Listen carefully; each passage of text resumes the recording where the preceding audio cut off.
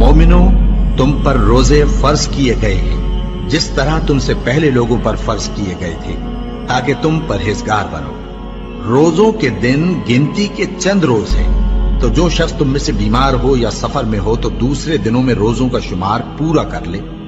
और जो लोग रोजा रखने की ताकत रखें लेकिन रखें नहीं, वो रोजे के बदले मोहताज को खाना खिला दें।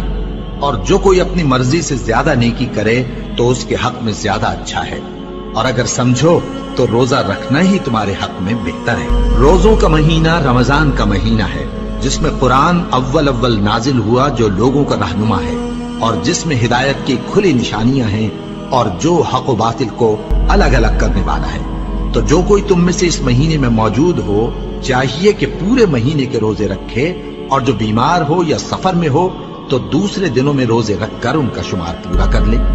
अल्लाह तुम्हारे हक में आसानी चाहता है और सख्ती नहीं चाहता। और ये आसानी का हुक्म इसलिए दिया गया है कि तुम रोजों का शुमार पूरा कर लो, और इस एहसान के बदले कि अल्लाह ने तुमको हिदायत बख्शी है, तुम उसको बुजुर्गी से याद करो और उसका शुक्र करो। और ऐ पैगंबर, जब तुमसे मेरे बंदे मेरे बारे में दरियाफ्त करें तो उन्हें मालूम हो कि मैं तो तुम्हारे पास ही हूं। जब कोई पुकारने वाला मुझे पुकारता है तो मैं उसकी दुआ कबूल करता हूं। तो उनको चाहिए कि मेरे हुक्मों को माने और मुझ पर ईमान रखें, ताकि नेक रास्ता पाएं। रोजों की रातों में तुम्हारे लिए अपनी औरतों के पास जाना जायज कर दिया गया है। वो तुम्हारी पोशाक हैं और तुम उनकी पोशाक हो। अल्लाह को मालूम है कि तुम उनके पास जाने से अपने हक में खयानत करते थे, सो उसने तुम पर मेहरबानी की और तुम्हारी हरकत से दरगुजर फरमाई। तो अब तुमको इख्तियार है कि उनसे मुबाशरत करो।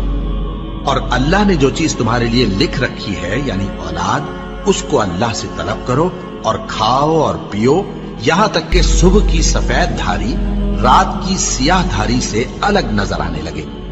फिर रोजा रखकर रात तक पूरा करो। और जब तुम मस्जिदों में एतकाफ बैठते हो तो उनसे मुबाशरत न करो। ये अल्लाह की हदें हैं, इनके पास न जाना। इसी तरह अल्लाह अपनी आयतें लोगों के समझाने के लिए खोल खोल कर बयान फरमाता है, ताकि वो परहेजगार बने।